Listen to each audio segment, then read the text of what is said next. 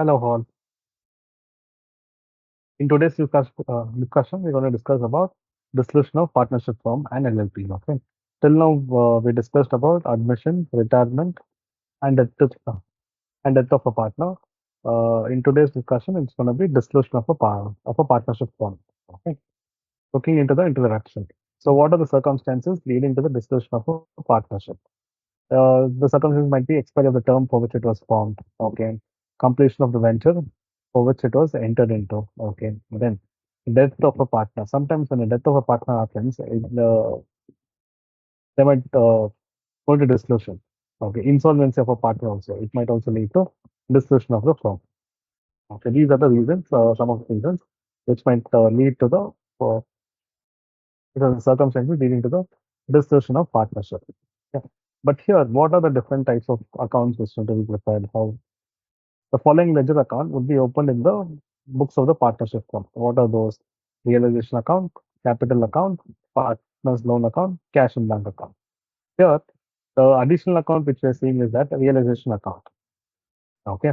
Here we are additional account which we are seeing is that realization account. What is a realization account? Realization account. Let us look in detail. Okay. So this is the format of realization account which is there.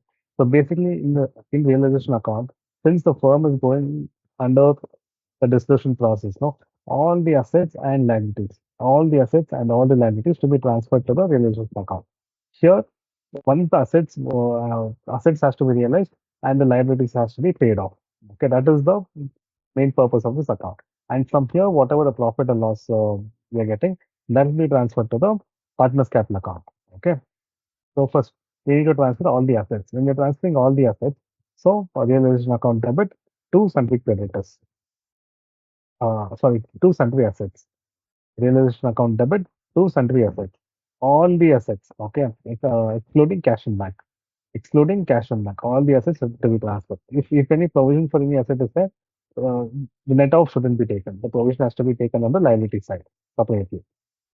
Same provision on assets. If say, for example, if any debtors and provision for bad debts is there, that provision for bad debts to be taken on the other side of the account. Okay, done. Then transfer all the liabilities.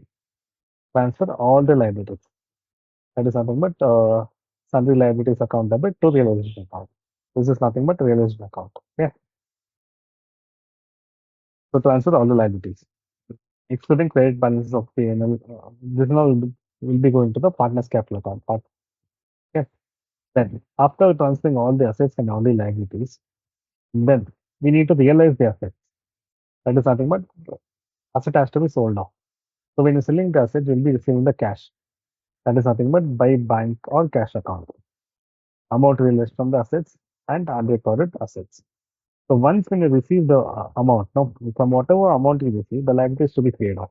So before paying the liabilities, first thing what you need to do is the realization expense you need to pay. There will be certain expenditure for this process.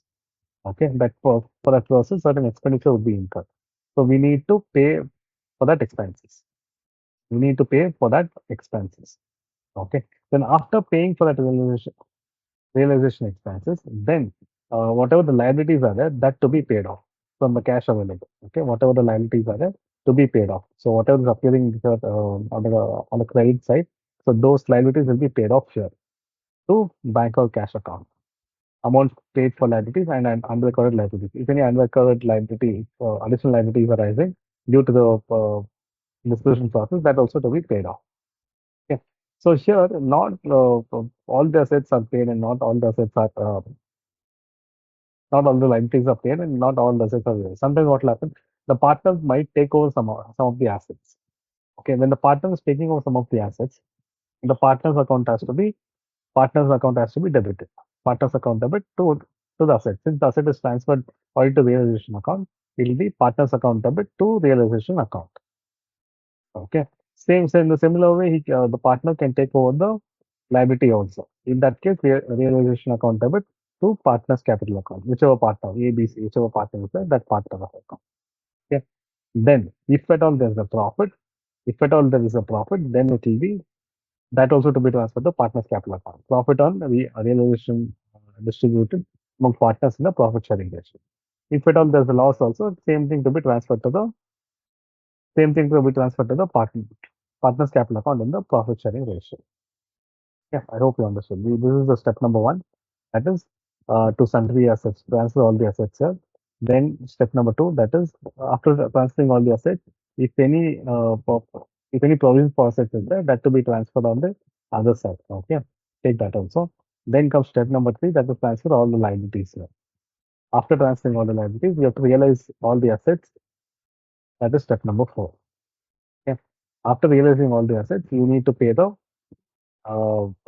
distribution the realization expenses. That is step number five. After paying the realization expenses, then the liabilities to be paid off. That is step number six. After paying that, if any assets and liabilities taken over by the partners, that to be recorded. That will be step number seven. Similarly, step number seven. Then what are the profit or losses that to be transferred to the partner's capital account? That will come under step number eight. Yeah, step number eight. Done. I hope this is clear.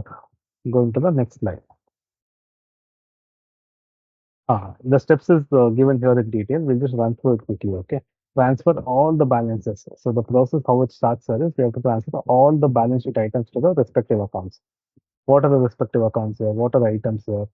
Partner's capital account. Partner's capital balances to the partner's capital account. Partner's current account is said that also to be transferred to the partner's capital account. All the reserves to be transferred to the partner's capital account.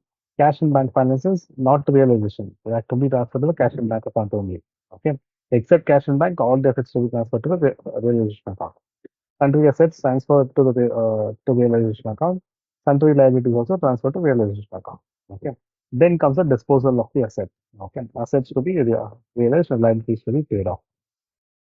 So the disposal entry will be either here we can realize in cash and partners can take over the assets also. If it is realized in cash, cash or bank account debit to realization. If the partners is taking over the asset, it will be partners capital account debit to realization. It is a component entry which is given. Similarly for payment of liabilities also. Liabilities also can be realized in cash or partners can take that. Okay. Similarly, the entry will be realization accountable to cash or bank account to partners capital account. Okay. There's a note. What is this note saying? If no information is given, then it is assumed that the asset is disposed of or liability is settled at book values. If no information is given, then it is assumed that the assets are disposed of and liability is settled at book values. If any other than book values will be given in the question. If nothing is mentioned in the question, you assume that it has been disposed of at book values only. However, if no information is given, then it is to be assumed that goodwill has no realizable value. Goodwill has no realizable value. Okay, goodwill, unless and until mentioned in the question, don't take the goodwill. Okay, done. Then expense for realization. That is nothing but realization from debit to cash or bank account. Then if any partner's loan is there, that also to be mentioned. For partner's loan will be for partner's loan is there, right? This will be in a separate account that will be paid to cash or bank only. Okay. Partner's loan account debit to cash and bank account. If it is taken over, then it will be to realization if any assets is taken over. Okay. For the particular loan, if the partner is taking over any asset in that case. Then coming to close the realization account and the profit and loss on realization should be distributed among the partners in profit sharing ratio. Okay. Balance the partner's capital account and final balance in the partner's capital account should be settled in cash. So after all this realization is done, so all all the balances will be transferred to the partner's capital account. So partner's capital account will have the balances now, either to be received from the partner or to be paid to the partner. Okay. So how do we match that? We also need to prepare a cash account. Okay. So here the cash balance needs to be transferred to the cash in bank account, right? We need to tell you the cash account also. So what are the balances figure in the cash or bank account will be the balance figure there also. Basically the account has to tally. Okay. Let's see how it is done. So the cash in bank account must tally. Insolvency loss. At the stage of final settlement, if there is a debit balance in the partner's capital account, then the partner is required to bring in cash. Then the partner is required to bring in cash. Okay. If the partner is unable to bring in cash, then there will be a loss arising out of insolvency. Whenever there's a debit balance, partner has to bring in cash. If he's not able to bring in cash, which means he's insolvent only. No, he won't be able to bring in cash. So when a partner is insolvent, when a partner, not all the partners, any one partner, this is the case when any one of the partners is insolvent. Okay. So uh, uh, here we have when one partner is when one partner is solvent, which means that other partners are insolvent. Okay. Whenever at least one partner is solvent, which means to say that not all the partners are insolvent. Okay. In this case, the question would arise regarding the basic basis in which the insolvency loss has to be distributed. The insolvency loss can be distributed in the following methods. That is nothing but two methods are there. One is as per the deed. One is as per the deed. Okay. If it's mentioned in the deed, any terms, that the terms has to be applied. If at all it's not mentioned in the deed, then as per the Partnership Act, it's profit sharing ratio has to be followed. Okay, profit sharing ratio has to be followed. But here, what happens in the sense, if there is any capital loss, okay, if there's any capital loss, okay, then this Ghana model has to be applied. So, it says the insolvency loss, if there's any insolvency loss, that loss should be distributed in the capital ratio only. Okay, if there's any insolvency loss, it has to be shared in the capital ratio only. Remember this point. Okay, so the insolvency loss will be shared between the solvent partners in the capital ratio. The capital. How do we ascertain the capital ratio? Because we have two methods, like fixed capital and fluctuating capital method. So under two methods, we have to see in which ratio we are putting. So in case of fixed capital method, in this case, the insolvency loss should be distributed in the fixed capital ratio because there won't be any fluctuation in the capital amount. So whatever the fixed capital is, in that ratio only it will be distributed. Okay. But wherein in case of fluctuating capital, if the capitals are not fixed, in that case, then ascertain the adjusted capital. How do you ascertain the adjusted capital? That is nothing but opening capital. Whatever is that, to the opening capital, we add on all the reserves and the losses appearing in the balance sheet. All that will transfer to the partner's capital account. After transferring all the assets, all the reserves and losses, then whatever the balance is there after transferring all of this, that is the capital ratio which you have to take. Okay, after making these adjustments.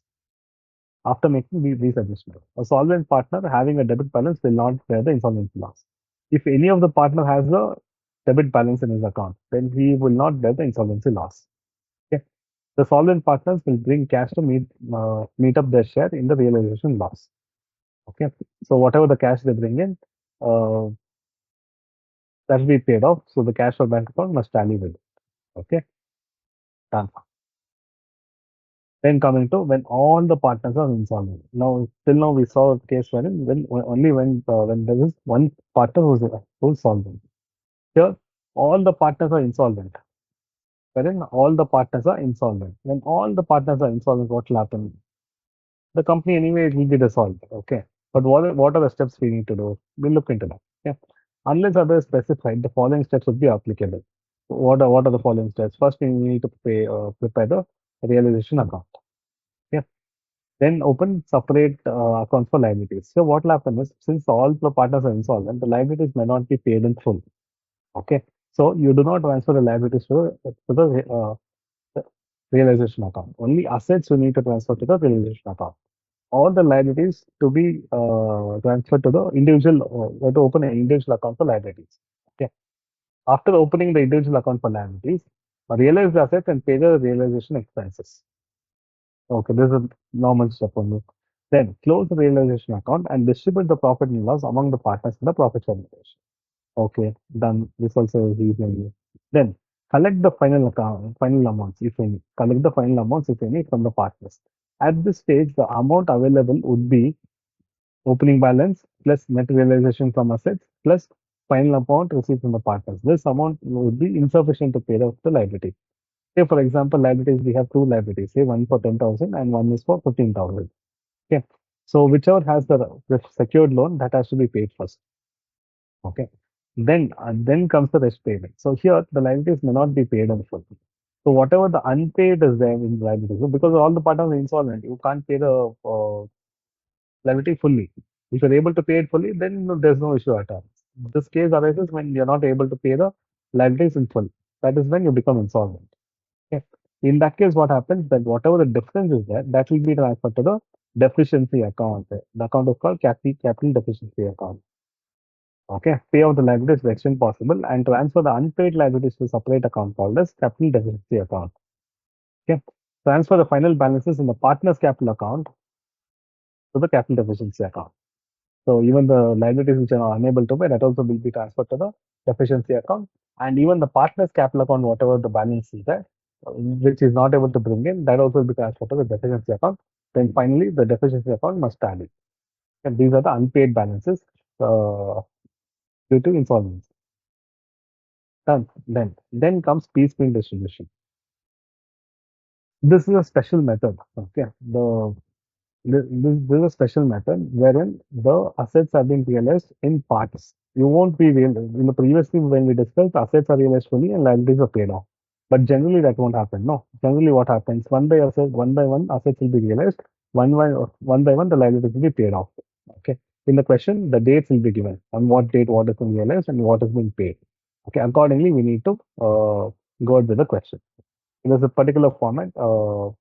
In class, we discuss in detail, right? We'll just discuss the theory part now. Yeah. When the firm goes into dissolution, the assets of the firm would be realized gradually. Okay. As and when the amounts are realized, it should be utilized towards the payment of liabilities and expenses. Hence, in this topic, there would be a stage-wise distribution of cash. The amount received should be applied in the following manner. Okay. Here, the name itself suggests piecemeal distribution, which means piece by piece. Okay, installment by installment or stage by stage, you can say. Okay, stage by stage, the assets are realized, and even the expense have been, the liabilities have been paid off. So, what are the in paying of the liabilities? What is the order in that? Okay, we'll have to see the order. So, the first thing which will be paying is the realization expenses. This is the first expenses which will be making the payment. But actually, for realization, no, you won't be making a payment, but still, when the question gives realization expenses, no, you'll be setting aside this amount. Okay, you'll be setting aside this amount. Then, in the end, in the last installment, whenever you're making the payment for realization, if any excess amount is there, then you will be utilizing that money in paying of the partners. Okay. Okay. This is the first expense which will pay. Then comes secured loan. If any secured loan is there, that to be paid first. If, say, for example, the secured loan is secured by the machinery. Say loan is about 1 lakh, machinery value is only 90,000. So remaining 10,000 of that, which not to be paid here, will be paid with the unsecured liabilities separately. Okay. But secured part will be paid first. Then comes preferential creditors like government dues, employee dues, all these are preferential creditors. Okay, that to be paid next. Then comes the unsecured liabilities. Unsecured liabilities to be paid next. After that comes the partner's loan. If partner's loan is loan, then the partner's loan also will be paid. In the ending, whatever the balance is remaining, that will go to the partner's capital account. Okay, that will go to the partner's capital account. Okay. For this piecemeal distribution, we have two methods. One is the maximum loss method or notional loss method, and another one is the excess or surplus or highest relative capital method. Both the methods are easy only. Just that you need to solve a couple of questions to get the format. But once you start solving, it's easy only. Nothing difficult. Okay. So how do you do this? The piecemeal distribution, you have two methods. That is a maximum loss method. The other one is the highest relative capital method. Okay. First, we'll discuss what is maximum loss or notional loss method. So basically, in this maximum loss or notional loss method, the maximum loss that is borne by the partner is calculated. How do you calculate that? So whenever you realize one installment of the assets, no, that you'll have to minus that amount from the capital, the total payable amount. Then whatever the balance you get, that is the maximum loss that can be borne by the partners. So that maximum loss will be distributed first. The maximum loss will be distributed first. After distributing the maximum loss, when you will go step by step on here. Basic presumption of this method at every stage of realization is that there will be no further realization of assets. Okay, that's a basic assumption. There will be no further realization of assets. Practically, steps for distribution among parties. Practical steps for distribution among partners. These are the steps. Calculate balance of pay. Until paying off the outside liabilities, both the under maximum loss and the highest related capital method both are paid. Only when you're paying to the partners, the methods can be changed. Either you can use maximum loss method or you can use highest relative capital method. Only when you're paying to the partners. Only there the method comes. Until there, both whichever method you use, it's the same only. Okay. Then, first thing is that calculate the balance of capital of all the partners after adjusting accumulated profit losses, current account balances, everything. Okay. Say, for example, totally the balances 50K, 50K, and 50K, each 50K. One second, one this. So basically, the balance is 50K for each of the partners. Okay. After getting those balances, what you have to do then, when the calculate the maximum loss, assuming that the remaining assets will realize nothing. So one asset will be realized, no, minus that amount and the balance to be transferred. The maximum loss is total capital balances minus the cash available. Whatever the cash available, minus that and distribute the maximum loss to all the partners. Distribute maximum loss among partners in the profit sharing ratio. After distributing the calculate balance of capital after distribution of maximum loss. Say for example, 50K was the balance. 50K was the balance of one partner. Okay. So one second. In that, the maximum loss that is to be borne is 48K. It is 48K. Assume it is 48K. Okay, I'm not able to write it exactly. So the cash realized will be 2K that time. The balance is nothing but 2K. That is nothing but cash available, which is shared to the partner. Okay. If no capital balance in step 4 shows negative balance, then capital balance in step 4 is equal to cash distributed. So if it is not negative, this balance is nothing but cash distribution. If at all this balance is negative, which means he is insolvent, then again this balance to be shared between the solvent partners in the capital ratio. That is an additional step here which you have to do if this balance is negative. If it is not negative, then this is the balance which this is the cash distributed to the partner, and you can follow the next step. Okay. If any of the capital balance shows negative balance after step 4, then such negative capital to capital account of other partners having positive capital in the ratio of capital. Okay, only to the partners who have positive capital. Okay, assuming partners having negative capital balance are insolvent. Assume that they're insolvent and applicable application of Gardner versus Murray. That is the capital ratio you have to apply. Okay, the process till negative balance is abolished. Till the negative balance is abolished, you have to apply this method. Thus, capital balance is equal to cash distributed among partners. Cash distributed among partners as in step 5.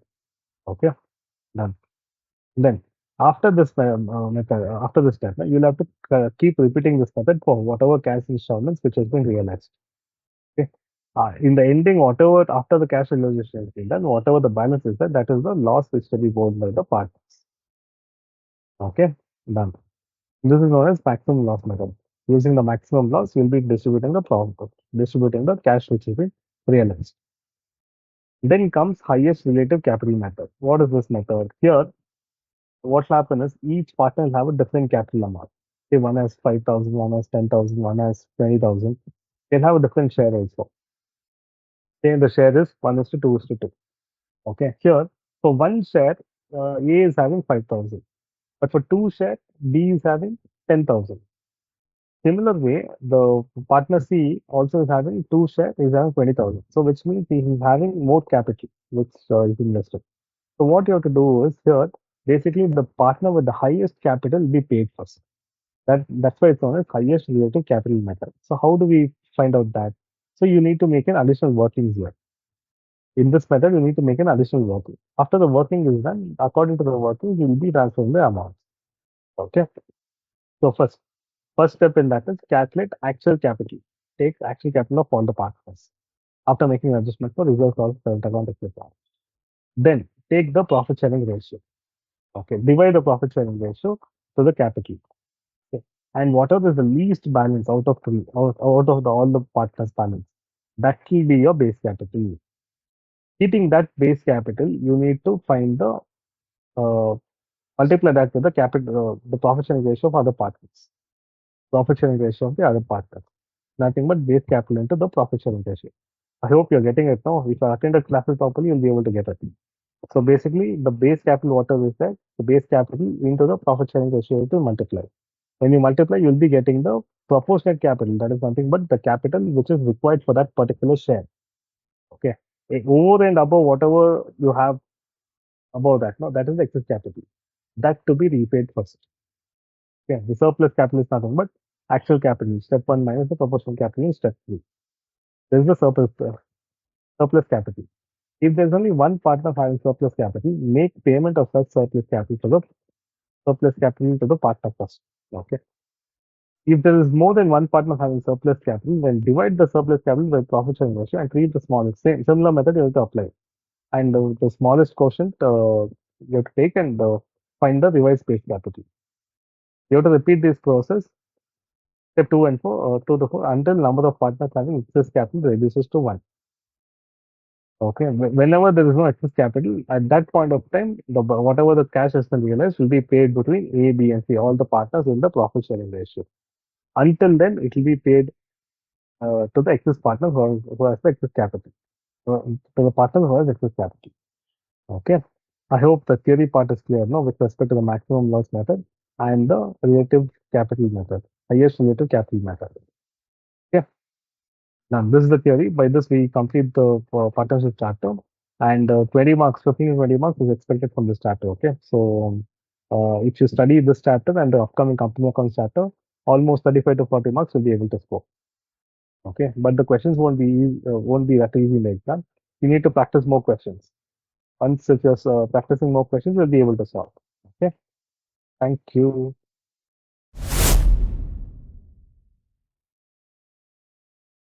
Hello, all. Like I mentioned in the previous sessions, this partnership and company accounts have a more weightage. Okay. Those partnership and company accounts put together, you can expect around 35 to 40 marks.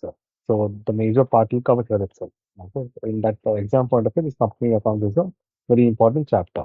In today's discussion, we're going to discuss about the introduction and issue of shares of company accounts. In issue of shares, reissue of shares, forfeiture of shares, all that will be included. Okay, we'll just discuss that in detail. Yeah. Coming to introduction, company means a company which is incorporated under the Companies Act 2013. Okay, company which is incorporated under the Companies Act 2013. Under type of companies, we have many companies. That is government company, foreign company, private, public, unlisted, listed, subsidiary, holding, small company, all of that. Okay. So we have many different types of companies. Done. I've given in brief, I've given the data for each of the company. Not that important for exam point of view. Okay. Then coming to the types of share capital. Okay. Types of share capital, we have authorized share capital, issued share capital, and also we have subscribed share capital. In subscribed, we have two types, that is called up and paid up. Okay. So these are the different types of share capital. We'll just look into it in more detail. Authorized share capital. Authorized share capital is nothing but the maximum capital of the company. Okay. That is the maximum capital of the company. Issued capital is nothing but from the authorized share capital, which is issued to the public, which is being offered to the public, is known as the issued capital. Okay. Out of what is being issued to the public, in that whatever is being subscribed, no, that is called as subscribed capital. It is a part of the issued capital which is applied by the public and allotted by the company. It is known as subscribed capital. Okay. Done. Uh, in that, in subscribed capital, we have called up capital. Okay. Whatever is subscribed is there, no, the company will make a call. The part of subscribed capital which the company has demanded call from shareholders is known as called up capital. Okay. After the called up, if the shareholders has paid, okay, that is known as paid up capital. So paid up capital is a very important term which we'll be using in the uh, balance sheet. Okay. Even others will be using, but paid up capital is being accounted for. Okay. Paid up capital, it is the part of called up capital paid by the shareholders. Paid up capital is equal to called up capital minus calls in arrears. If shareholder fails to pay the amount fully or partly, it is called calls in arrears. Say for example, out of 10 rupee face value, no, if the company is called up 8, in that only 5 it is paid. No, the remaining 3 is known as calls in arrears, which is not paid. Okay. Such calls in arrears is deducted from the share capital in the balance sheet. In balance sheet, the called up and paid up capital is shown together. Done. Calls in advance is portion of the capital which is not called by the company but paid by the shareholders. Advance, the shareholder can pay some advance amount. Okay, that is known as calls in advance. Without the call being made, the shareholder is paid in advance. Okay, and there is some interest also for calls in arrears and calls in advance. We'll just look into that. In share capital, we have authorized, issued, and subscribed. Okay. Under authorized, we have issued and subscribed. Under the authorized only, we have issued and subscribed. Issue can be for cash or other than cash also. Okay. Then, after the shares has been issued, that has to be the same as to be subscribed. Okay. In issued, we have fully subscribed, oversubscribed, undersubscribed. What is this? Say, for example, out of uh, out of say the authorized share capital is 10 lakh. Okay, the authorized share capital is 10 lakh. Out of 10 lakh, issued is just 1 lakh. Out of that, issued is just 1 lakh. When 1 lakh share capital has been issued and the applications are received for full 1 lakh, then it is called full subscription. Okay, where the issue equals to the subscription. Then, if for 1 lakh which is being issued, if you're receiving 1 lakh 20,000 share applications, then it is called oversubscription. If you're receiving similar with 70,000 applications, then it is known as under subscription. Okay. But the minimum is 90%. 90%, it has to be subscribed minimum. That is the which is given in the act. Okay. In subscribed, we have called up and uncalled. Which is called and paid is known as paid up capital. Okay. In paid up, in called up, we also have calls and arrears. Which is called, which is being not paid. That is not with calls and arrears. It is called, and before calling only, if you're making any advance, that is known as calls in advance. Okay. Note: authorized, issued, and subscribed capital are given in the balance sheet only for information disclosure purpose. Only paid up share capital is actually accounted in balance sheet. Only paid up capital share capital is actually accounted in the balance sheet. If subscribed capital is greater than issued capital, then amount relating to the balance shares are refunded or shares are allotted pro rata. Okay, what happens is, say one here in case of oversubscription, 1 lakh shares have been issued. Okay. Out of 1 lakh shares which is being issued, 1 lakh 20,000 applications have been received. In that case, there are two options. What the company can do is the company can reject either 20,000 shares or on a pro rata basis. For every 6 shares, the company can allot 5 shares. For every single person who has applied for 6 shares, the company can allot 5 shares. Okay.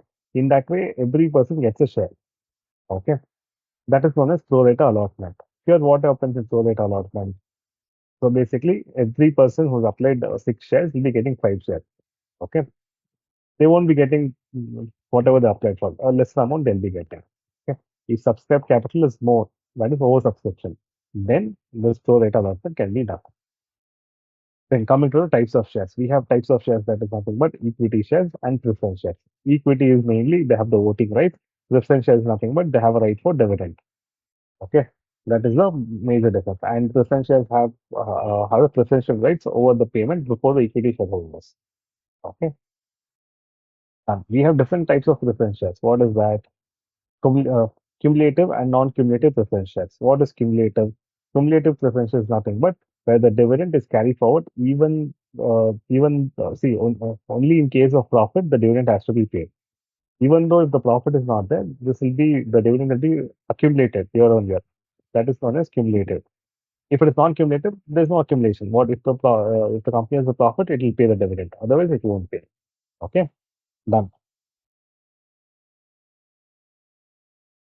Um, Then coming to the participating and non-participating. Participating essentially is nothing but they have a right to the dividend, plus they have additional right.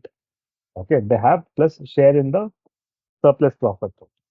Okay, that is known as participating. If it is non-participating, they don't have any right. Redeemable. Redeemable is the preference shares can be issued for the maximum of only 20 years. Okay. Redeemable maximum for a period of 20 years. Okay. Non-redeemableness, which cannot be redeemed. But here in India, a company can issue redeemable preference shares for in a maximum of 20 years. Convertible shares. Convertible shares, which means that which can be converted into equity shares at a later point of time, say after 5 years or 10 years. non-convertible asset which cannot be converted. Okay.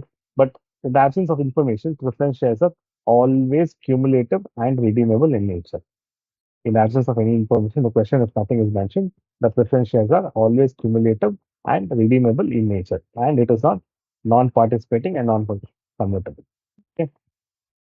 Then we have pro rata allotment. Pro rata allotment we already discussed, where whenever there's a oversubscription, in that case, the pro rata allotment will be used. Okay. Then comes forfeiture of share. So whenever the share call has been done, okay, after the issue of shares, the application money will be received initially. Okay. After that, whenever the allotment for allotment purpose, the call has to be made and first and final call to be done. When the amount is not received, that is calls in arrears. Okay. Up to a certain time, the company will see. If not the amount is received, then the company has a right to forfeit the shares. That is nothing but cancel the shares. Okay. That amount, whatever is there, no, that will be transferred to the share forfeited account. Share forfeited account. Okay. Done. Then coming to the reissue of forfeited shares. Reissue of forfeited shares. So a company can the forfeited shares, the reissue of forfeited shares. No, it is not a fresh allotment of shares. It is just sale of the old shares only. Okay. So here there are different types how you can reissue the forfeited shares. We'll look into that one by one. Sure, what happens is initially when you're issuing the share, no, the face value of the share, say for example, it is 10. Okay. Out of this 10, you have received for application 3 rupees you have received. Okay. The balance is nothing but 7. So you're called for 7, but you're not received. Okay. That time what will happen? The shares will be forfeited. But whatever the collected amount 3 rupees will go and sit in the share forfeited account. Now, whenever the reissue is done, reissue can be done at a discount. So the discount amount cannot exceed this forfeited amount. Discount amount cannot exceed the share forfeited amount. Okay. Such discount should be debited to the share forfeited account. So basically, the share forfeited whatever is there, no, that can be treated as a discount. Okay. If it is issued in more than the face value, then the excess is credited to securities premium account. So how do we calculate the profit or loss on the reissue? There won't be loss, only there will be profit or nothing. Zero will be there. Okay. If at all there's a see now here minimum uh, 7 rupees to be collected from the new reissue basically. Minimum to be collected is 7 rupees. If you're collecting 7, there won't be any profit. If you're collecting 8 instead of 7, then that time that 1 rupee is nothing but your profit. That will be transferred to the capital reserve account. This is very important. Whatever the extra amount you're collecting, that will be transferred to the capital reserve account, the profit basically. Maximum discount which can be given to the new shareholder on reissue is equal to amount received from old shareholder lying in the share forfeited account. Okay. Points to be remembered in share forfeiture and reissue of shares. Share capital is debited. Yeah, all these things we have discussed already. It's just the points which is given here. Okay. Issue of shares for consideration other than cash. The shares can be issued uh, for other than cash also. Say for example, in exchange of any assets or payment of services like payment to promoters or lawyers. Also, the shares can be issued, but a separate disclosure to be given. Uh, Coming to miscellaneous points to be remembered relating to shares. So the minimum application amount that should be collected as per the Companies Act is 5%. But as per the SEBI regulation is 25% of the issued price. Okay. But and also the minimum subscription should be not less than 90%. Minimum subscription has to be not less than 90%. Okay. If at all if it's less than 90%, the company has to refund all the amount. Okay, minimum is 90%, the company has to receive. Okay. Under Companies Act, companies cannot issue shares at discount. At a discount, companies cannot issue shares at a discount. Discount is void. Okay. But in case of reissue whatever the forfeiture amount is, no, up to that extent they can issue. Okay, not more than that. If company issues shares at price more than the face value, then it should be transferred to the premium account. But for the premium, there's no limit. Okay. Then whatever the securities premium which has been collected, no, that can be used only for a specified purpose, not for all the purposes.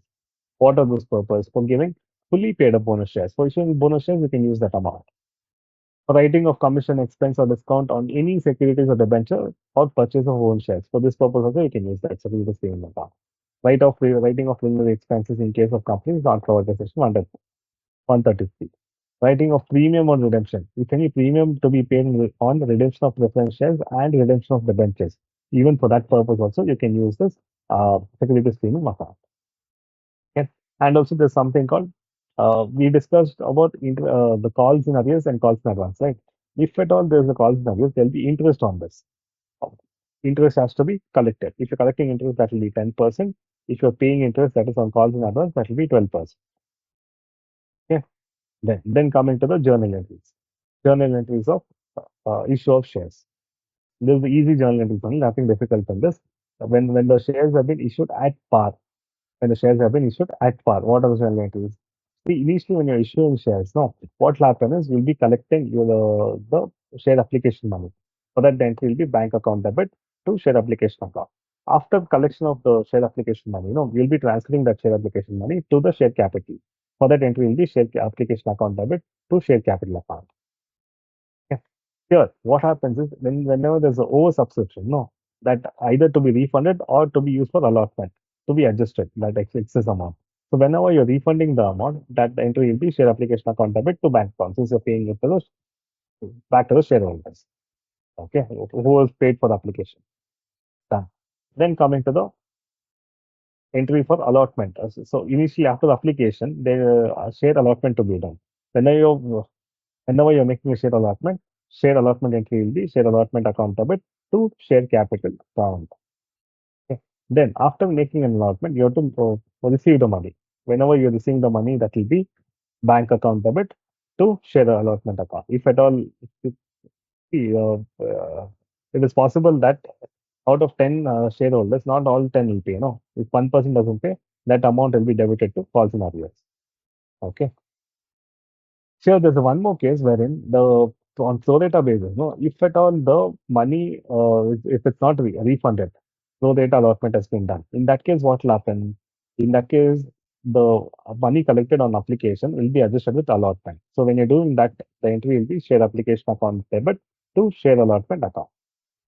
Okay, in case of pro rata allotment. And then entry for making a call. Call might be first call, second call, or final call. Whenever you're making a call, entry will be share call account debit to share capital account. For receiving the amount, same entry, bank account to share call account. If any amount is not received, that will be transferred to call scenarios account. That will be debited. So whenever the call scenarios is there, which means the amount is not received. Okay. In that case, the company has the right to forfeit the share. Whenever you're forfeiting the shares, the entry will be share capital account. Whatever the amount has been credited to the share capital account, that will be debited now. And whatever the amount which has been already collected, that will go to share forfeiture account. And whichever is not collected will be remaining in calls in arrears account. Okay, the initial calls in arrears what is debited now will be credited, and the amount which has been collected that will go to share forfeited account. Okay. Entry for reissue of shares. Reissue of shares will be you'll be receiving an amount, bank account debit to share capital account. But here, why share forfeiture account is debited? Because if you're issuing at a discount, no, discount account will not be debited. Instead of discount, we'll be using the word share forfeited account. Whatever the money received earlier, no, that amount will be used into done. Entry for transfer to capital reserve. Whatever the excess money which is remaining in the share forfeiture account after the reissue has been made, that money to be transferred to capital reserve account. The balance whatever is there. Okay. Then coming to issue at premium. Whenever you're issuing share at premium, just that additional entry, what share securities premium account will be credited. Okay. Then forfeiture entry. Whenever the securities premium is there and the entry when if there's a forfeiture, that will be nothing but if securities premium has been created, now it will be debited. Okay, since it has not been received. Otherwise, everything else remains the same. Then coming to calls in advance. Coming to calls in advance, if at all you are receiving money in advance, bank account debit to calls in advance account. Similar way, if when calls become actually due, to set off this money towards a particular call, no, what entry you pass here is whenever the amount received calls in advance, it is being adjusted towards the final call. Okay, that time calls in advance, which is initially credited, now will be debited, and the particular call, whatever is there, will be credited. Okay, your bank account is debited because from the other parties will be receiving the money. Okay, remaining call amount received. Journal entries for interest on calls in arrears and interest on calls in advance. Okay. Calls in arrears, if it is that, you need to collect the interest amount, which is an income for you. So that will be credited. Okay. You'll be receiving it from the shareholder. So debited. For receipt of the amount, bank account debit to shareholder account. Similar way, in case of calls in advance, you need to pay the amount, which means it is an expense for you. Debit interest on calls in advance account to shareholders account. Similar way, shareholders account to bank account. This will be the entry. Then coming to issue of shares for consideration other than cash. Other than cash is possible, or we discussed, right? For that, the entry will be whatever the asset you're receiving to share capital account. Asset account, if you're receiving the exchange of an asset account debit to share capital account. Okay, fine. This is all about the introduction, issue of shares, reissue of shares, and forfeiture of shares. Okay, I hope this is clear. Thank you.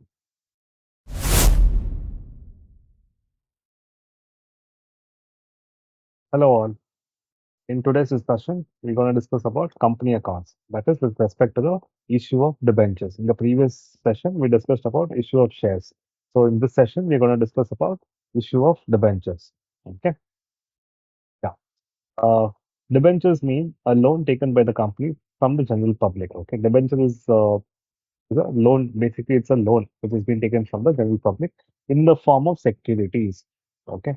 There's a certain percentage of interest to be paid for these debentures. What is the difference between shares and debentures? Debentures, they're basically the creditors of the company. Shares, they are the owners of the company. Okay. They do not have the voting rights. Debenture holder, they do not have the voting rights. But whereas shares, they have the voting rights. And they're paid a fixed rate of interest. Here, there's no rate of interest, only the dividend is being paid. Only the dividend has been paid. The interest which is paid is charged against the profit, and dividend which is paid is nothing but the appropriation of profit. Okay. Debentures are classified as long-term borrowings. Here, whereas the shares has been classified as under the share capital. Okay. Debentures cannot be forfeited, whereas shares can be forfeited. At maturity, debentures have to be repaid. Here, only the preference shares are to be repaid after the fixed term. Okay. Equity shares cannot be paid back until liquidation of the company. These are some of the differences. We have different types of debentures. What are those? Secured and unsecured debentures. Secured as in it is being secured by on a specific asset. Okay, there's the charge created on a specific asset. Okay, that is called as secured. Okay, so if it is on a specific asset, it's called fixed charge. If the charge is created on all the assets, then it is called as floating charge. Okay. Then coming to convertible, non-convertible. If it has a right to convert into the equity shares, then it is known as convertible. Then coming to redeemable. Redeemable debentures are nothing but after a certain period of time, say for 5 years, 10 years, they can be redeemed. That is nothing but redeemable. Irredeemable, that can be redeemed only on liquidation of the company. Yep. Registered and bearer debentures. Registered debentures are those which are payable to the registered holder. With the debenture holder name will be there. Only to that particular person it can be paid. That is registered. Bearer means which can be transferred to another person. So whoever is having that debenture at that particular point of time will be paid to that particular holder. Okay. First mortgage and second mortgage debenture. First mortgage debentures are always given first preference. If they have mortgage on any specific asset, whenever the asset is sold, the first preference is given to that particular debenture. So that is first mortgage debenture. First mortgage debenture is payable first out of the property or asset charge, and satisfying them, second mortgage debentures are paid after satisfying them. Okay. Treatment of discount on issue or loss on issue due to premium on redemption is very important in debentures. What is the treatment of issue of what is treatment of discount on issue and loss on issue. Discount on issue and loss on issue. Discount on issue is nothing but whenever you're issuing a debenture at a discounted price, this discount will come. Whenever it is redeemable at a premium, then loss on issue of debenture will come. Okay. Above losses should first be taken to the asset side of the balance sheet. First take it to the asset side of the balance sheet, then it to be amortized to be transferred to the P&L account by any of the methods. There are two methods basically, straight line method. Say for example, if the debentures uh, are redeemable after a certain years, that is 5 years. Okay, so every year a fixed amount is being transferred. Say, for example, discount, total loss or discount on the bench is happening, but 10,000. So every month, every year, 2,000 is transferred to the payment account. Okay. If the benches are redeemable after certain years, say after 5 years, then above loss should be amortized equally throughout life of the debentures. Okay. Some of the another method is nothing but sum of the years digit method.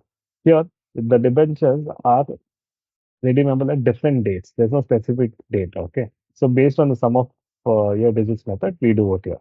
Here it is redeemable at the end of the period. Here it is redeemable at a different dates. So we use the sum of the year digits method. Okay. On amortization, the entry is nothing but P&L account debit to discount of loss on issue, which is being transferred to the P&L account. Okay. Debenture interest and tax rate to excess. Whenever debenture interest is paid, that is an expense. You need to first accrue the interest. That is nothing but debenture interest account debit to debenture holders account. Then the payment need to be paid to the debenture holders. Okay, whenever you're making payment to the debenture holders, TDS is also to be deducted. That is nothing but TDS to TDS payable account. Then the TDS payable account, the TDS payable auto is that to be remitted to the government. So you'll be remitting that payment. That is nothing but TDS payable account debit to bank account. Then whatever the debenture interest is there, that will be transferred to the P&L account. That's an expense for you. So the credit debenture interest debit the P&L account. These are the entries. Okay. Then, then coming to the entries for issue of debentures. Okay. So here, whenever the debenture is issued at par or redeemable at par, there is not much complication. Okay. Only when the debentures are redeemable at a premium. Okay. When the debenture is redeemable at a premium, you should be careful. Okay. Or when it is issued at a discount. Or when it is issued at a discount. Done. First case is issued at the par and redeemable at par. So issued at par only. So no issues. Bank account debit to debenture account. So you'll be receiving the money to debenture account. That will be issued with debentures.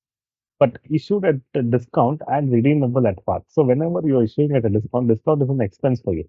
Okay. Discount on issue of debentures has to be debited. Done. Then issue at par and redeemable at premium. It is issued at par only, but redeemable at a premium. When you're redeemable at a premium, that is a loss. As per the conservatism principle, we need to record the loss. Okay.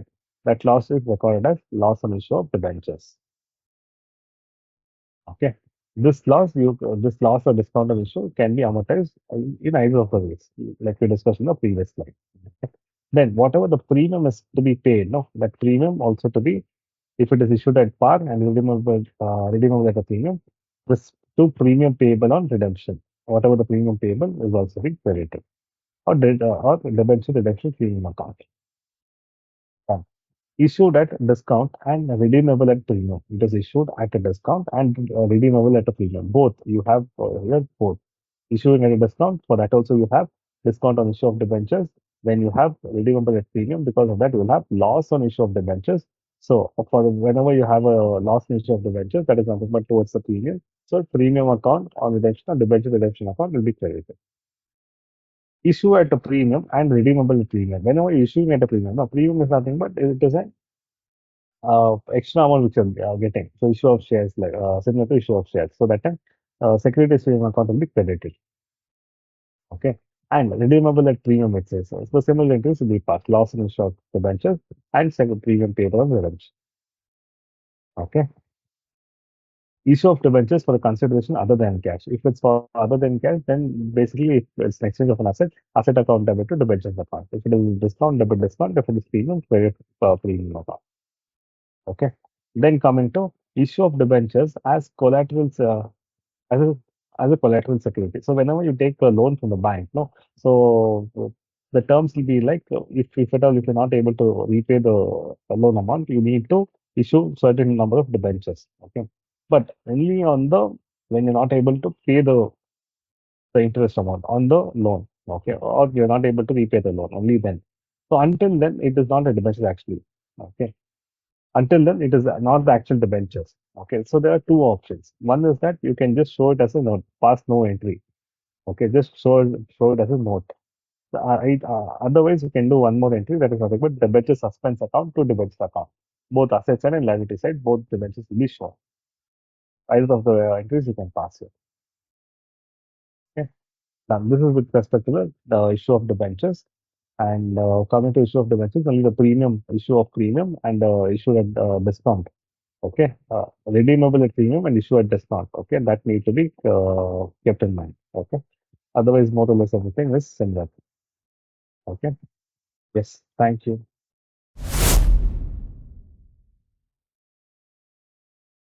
So the next topic for discussion is bonus issue and right issue. Okay. Bonus issue and right issue. This is a very easy topic only, nothing difficult in this. We'll just discuss this in detail. So what is bonus shares first of all? Bonus shares is the shares which is being issued at no cost. That's why it's called bonus share. Okay. Which is issued at no cost to the current shareholders of the company. While the bonus shares, whenever it's issued, no, the number of shares of the company increases. Okay, but the value of the company, there's no change in that because it's given free of cost. Okay. While the issue of bonus shares increases the total number of shares issued and owned, it does not increase the net worth of the company. Although the total number of shares increases, the ratio of the shares held by each shareholder remains the constant. Okay. It is also known as capitalization of profit. There is a certain rules which to be followed for the issue of bonus shares. Okay. Bonus shares are to be issued only out of its free reserves. That is nothing but P&L account, general reserve, reserve which is available for distribution of dividend. Okay. Then coming to security saving account. Only which if the security saving account, if it is received in cash, only that security saving can be used for issue of bonus shares. Then capital redemption reserve account. Even this account can be used for issue of bonus shares. No company shall capitalize its profit or reserves for the purpose of issuing fully paid up bonus shares. Okay. Fine. Then what are the entries in issue of bonus shares? So whenever you're making an issue of bonus shares, you should ensure that all the shares are fully paid up. If the shares are partly paid up, no, then you'll have to convert that into fully paid up first. Okay. To convert that into fully paid up, the first entry is share final call. You have to make a call. Okay. Share final call account debit. So here, two things. One is that you can give a bonus share. That is a new issue can make. Otherwise, you can also convert whatever the balance is there, no, whatever the balance that you can make it a fully paid up share. Partly paid up share, you can just convert that into make a fully paid bonus share, or like fully paid share. Okay, there's no bonus issue as such. You just conversion of partly paid shares into fully paid by way of bonus demand. You're just giving a bonus demand final call. Okay, for that the entries will be share final call account to equity share capital account. Okay. So this now declaration of bonus to be done. Whenever you're declaring bonus, that will be from the general reserve or P&L account to be given to the bonus shareholder. Okay. Now then adjustment of the bonus and final call. That is nothing but bonus share account debit, shareholder account debit to share final call. So you won't be collecting any money from the shareholder. Instead, you'll be adjusting this money here. Okay. Then coming to then, if you want to issue any bonus shares, if you're issuing any bonus shares, declaration of bonus.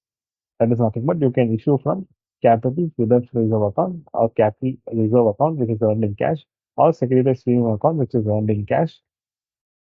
Then divisible profit if required. That is nothing but general reserve P&L account to bonus shareholder. When you're issuing, it will be bonus shareholder account debit to equity share capital account. As per bonus guidelines given in the Companies Act, no company can issue fully paid bonus shares until all partly paid shares are converted into fully paid shares by way of bonus. Okay. Then coming to right issue. What is a right issue? Right issue is just a right given to the existing shareholders of the company, okay, to buy additional shares. It is just a right for them whether to buy or not to buy. Okay, but it will be given at a discounted price. Right issue is an issue of rights to the company existing shareholders that entitles them to buy additional shares directly from the company in proportion to their existing holdings with a fixed time period. In a right offering, the subscription price at which each share may be purchased is generally known as discount to the current market price. Rights are often transferable, allowing the holder to sell them in the open market. Okay, this is called renouncing of the right. Okay. Now, whenever you're selling the right, no, that is renouncing the right. How do you know the value of the right? There's a formula for this to find. That is nothing but value of right is equal to cum right value of the shares minus x right value of shares. What is cum right? Cum right is nothing but the value of the share which is available before the right issue. Market price which exists before the right issue. This termed as cum right. X right is nothing but after the issue. The market price of the shares after further issue of shares. That is the right issue. This termed as x right value of shares. Here, cum rate value of the shares we can know because before making the issue of right shares, we'll know the value of it. Okay, on the open market you can get it. But after issuing, you won't know. This is what you need to find. This is what you need to find. Okay, how do you find this x rate value of the share? There's another formula for this to find the x rate value of the share. So the formula is cum rate value of the share of the existing shares. Of the existing shares, you have to add that with the right share into the issue price divided by existing number of shares plus number of right shares. So total number of shares. So you should divide it by existing shares, how many are there, plus after issuing the new shares, number of right shares. You have to divide by 4. Then you'll be getting the X right value of the shares. Then you'll be getting the value of right is equal to cum right value of the shares minus X right value of the shares. Okay. Then accounting for right issue. Right issue accounting is simple only. Bank account debit to equity to capital account. If any premium is collected, reimburse credit the securities premium account. Okay. This is with respect to bonus and right issue. Okay. Just you need to remember that bonus shares can be issued only if it is fully paid. Okay, if it is not paid, then convert that into fully paid shares. Then you need to issue the bonus share. Okay. Done. Thank you.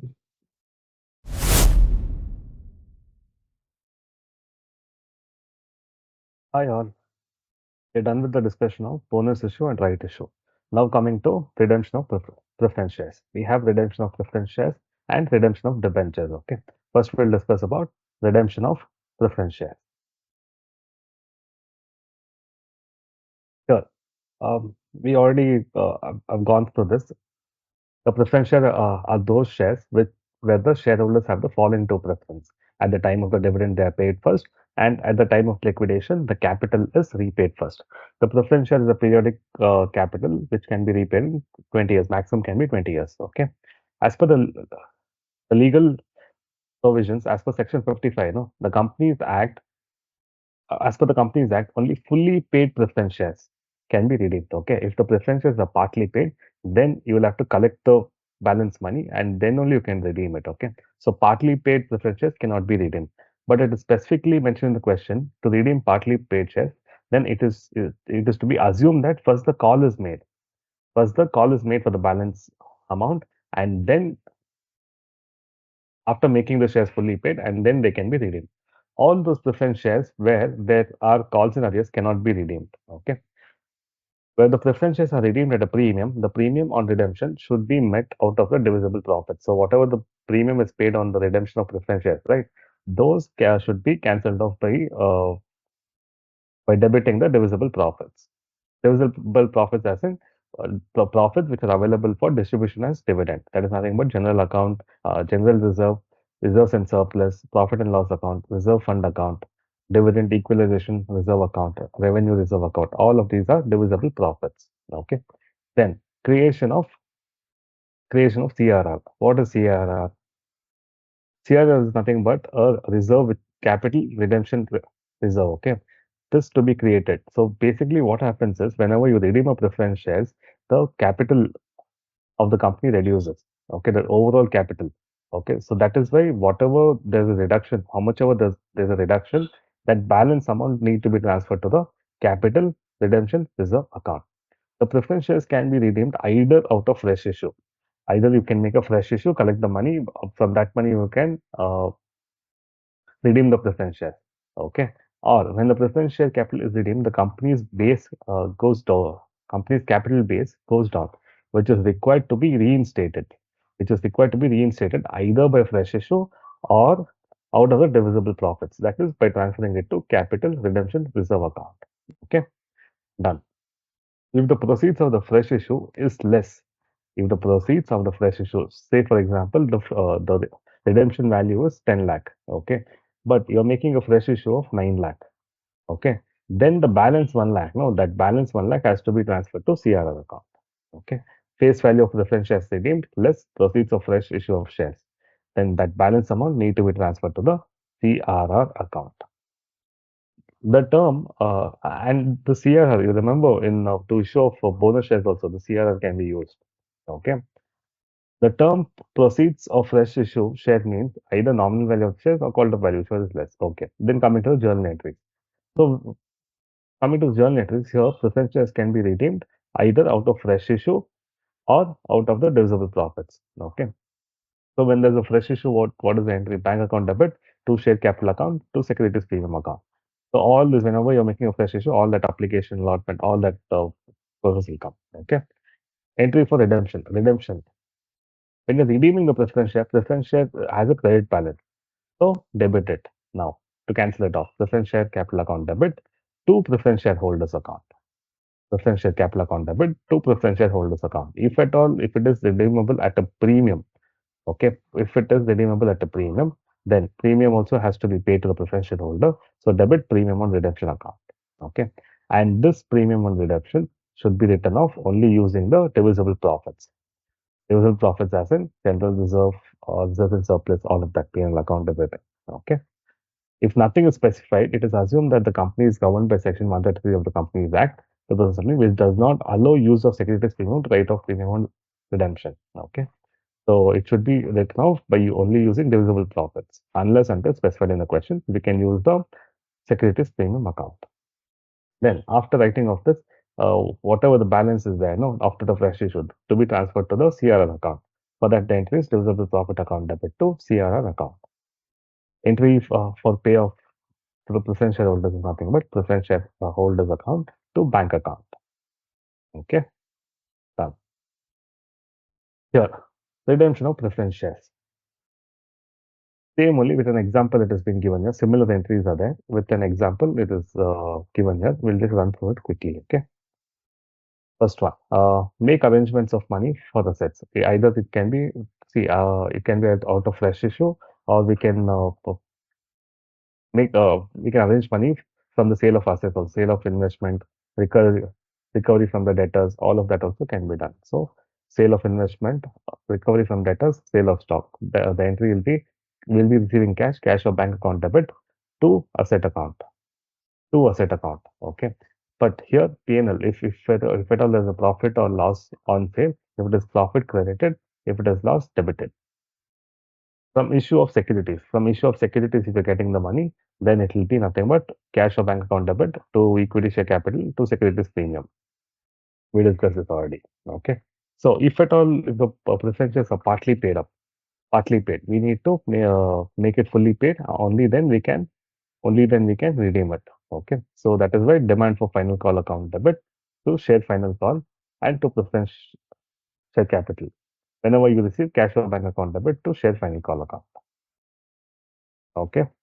Done. If at all there's a calls in arrears, if there's a calls in arrears, if the calls in arrears are paid, well and good, no issues there. Okay, calls in arrears, cash or bank account debit to calls in arrears account. If it is not received, then it has to be forfeited. Then it has to be forfeited. Forfeiture amount is nothing for share forfeiture account will have the amount which has been collected. Okay, so preferential capital account debit to calls in arrears account to shares forfeiture account. There calls in arrears, whatever is debited will be credited now, and whatever the amount is initially collected will be credited, the share forfeiture account. Okay. If at all the question says to reissue, then the reissue will be done. The discount will be nothing but the share forfeiture account. So that the cash or bank account debit, discount account debit to preferential capital account. Okay. Transfer share forfeiture to capital reserve. So whatever the balance we have in the share forfeiture, no, that balance to be transferred. Remember, the maximum discount which can be given is only the money which is there in the share forfeiture account. Okay, cannot give more than that discount, but you can issue at the higher price. Whenever you're issuing it at a higher price, the balance whatever is there, that to be transferred to the capital reserve account. Okay, done.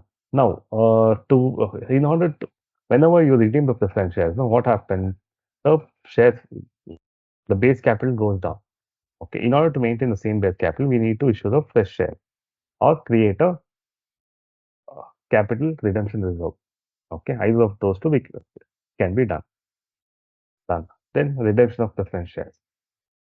Redemption of preference shares if it is at a premium, then debit premium on redemption. Okay, and this to be written off only using divisible profits. Only using divisible profits. Divisible profits as in general reserve, revenue reserve, reserve fund, dividend equalization reserve, and penal account. Okay, done. Then we have different types of reserves we have. One is capital reserve, then comes statutory types of reserves, then revenue types of reserves. These revenue types of reserves are the reserves which are the free reserves or which is available for distribution of dividend, basically divisible profits. Okay, what are those reserves? General reserve or reserve fund, penal account, dividend equalization reserve, and subsidy reserve. Okay, all of these are free reserves, basically it's called. Okay, then we have capital reserve. Capital reserve, these are the reserves which cannot be used for distribution of profits or distribution of dividend. What are those? Capital redemption reserve. This can be used only for issue of bonus shares. Again, capital reserve. Again, this also can be used for issuance of bonus shares. Then we have securities premium. Then we have revaluation reserve. Okay, done. Then we have statutory types of reserves. This as per the statute, there'll be some minimum requirements. As per that, we need to maintain this reserve. Those are the reserves. What are those? Investment allowance reserves, development rebate reserves, development reserve, export profit reserve. Or these are some of the examples for statutory types of reserve. Okay. So mainly in this redemption of preference shares, no, the main thing you need to remember is whenever the redemption is happening, it can be made or the redemption can be done only if it is fully paid up. If not, you need to make a final call, then you need to redeem it. Okay. Whenever you're redeeming it, the base capital of the company goes down. In order to maintain the same base capital, you need to either issue the fresh shares or transfer uh, the balance amount to the capital redemption reserve account. Okay. Done. We are just left with one more unit, that is redemption of debentures. Okay, done. Thank you.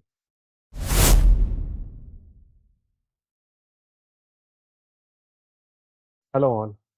In the revision series, this is the last topic of the discussion. One second.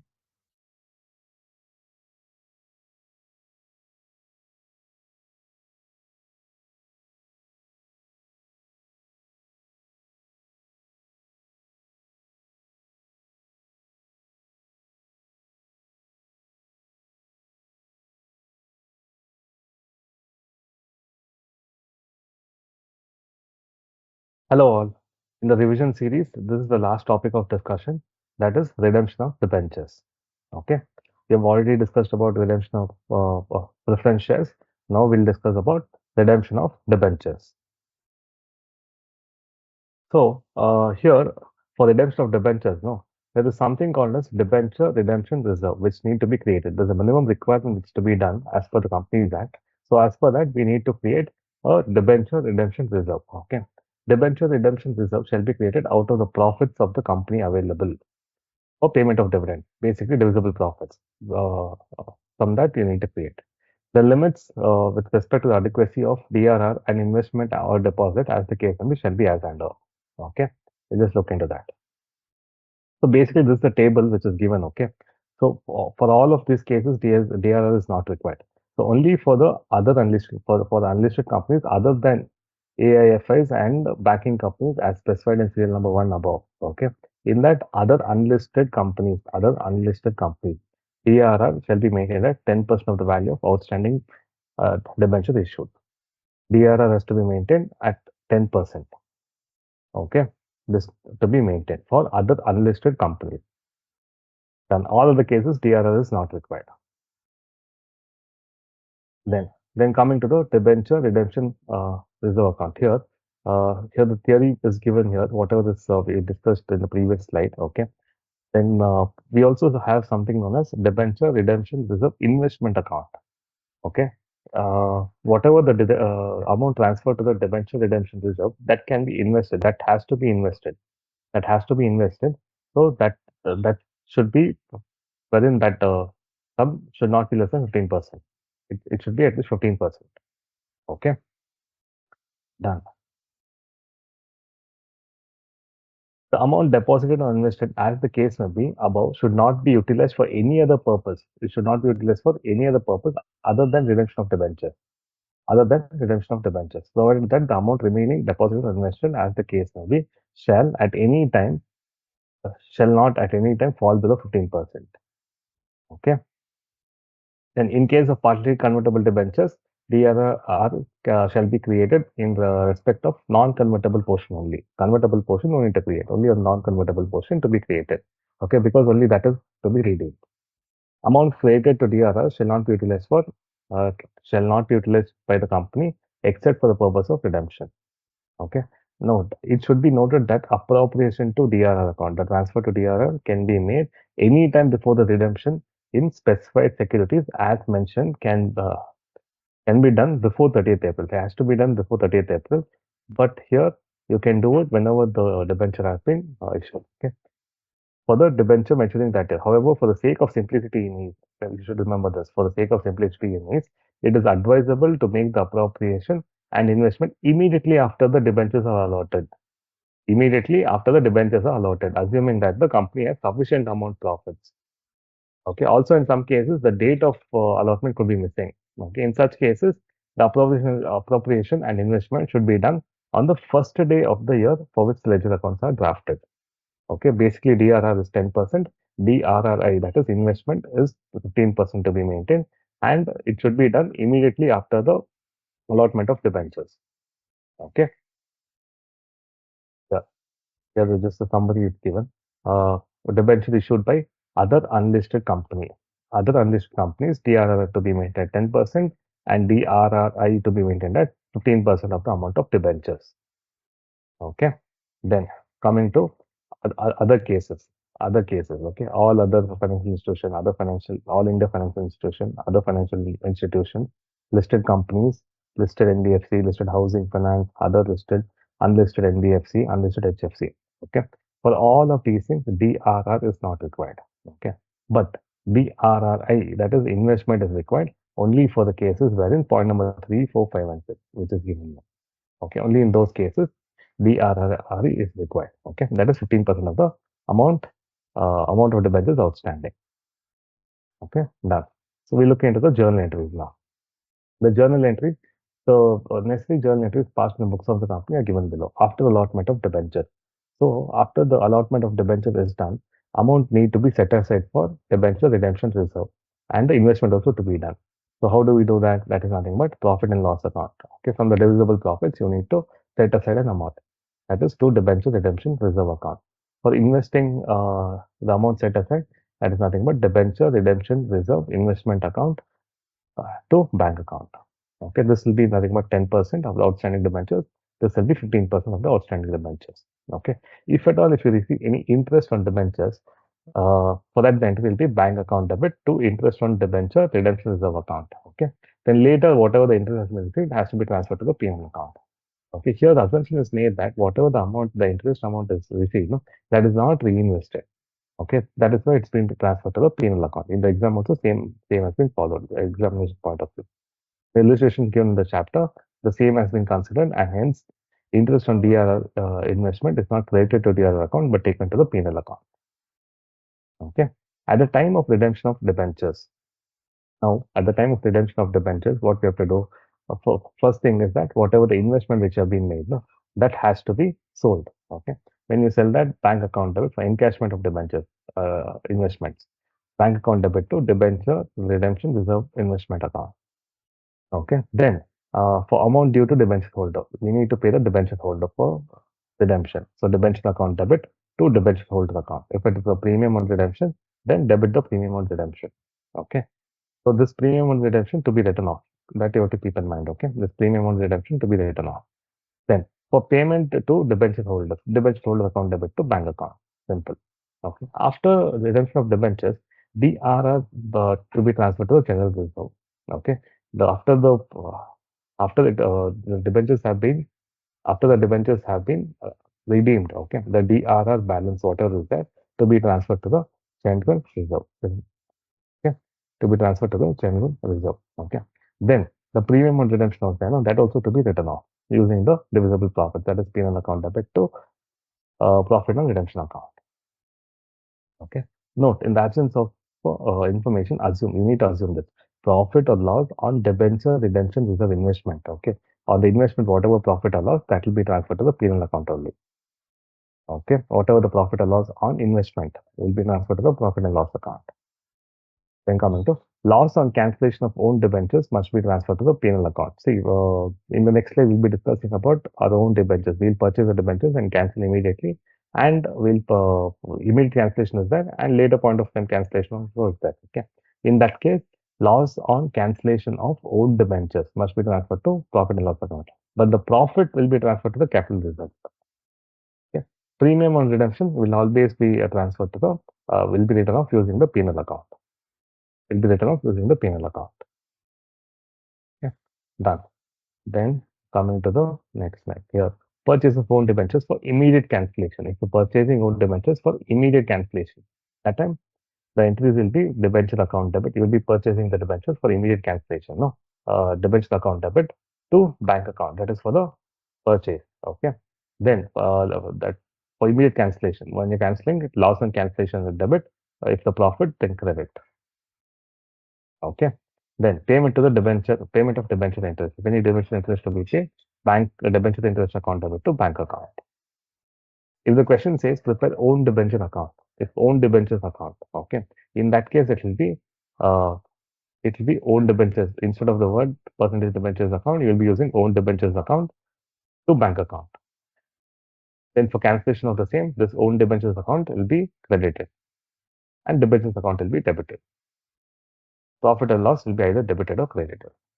Okay, these are the entries with respect to the redemption of debentures. Your main point to keep in mind is 10% to be transferred to the debenture redemption reserve, then 15% to be transferred to debenture redemption reserve investment account. Okay, and whatever the profit, the premium is to be the premium on redemption is there, no? That has to be written off. The premium has to be written off, and the DRR balance, what is there, that to be transferred to the general reserve. Okay, those are the points which you need to keep in mind. Okay. Otherwise, we've discussed all of the points, theory part, mainly the theory part, we have covered all of the things. Okay. I hope this will help you better in preparing for your exams. Thank you.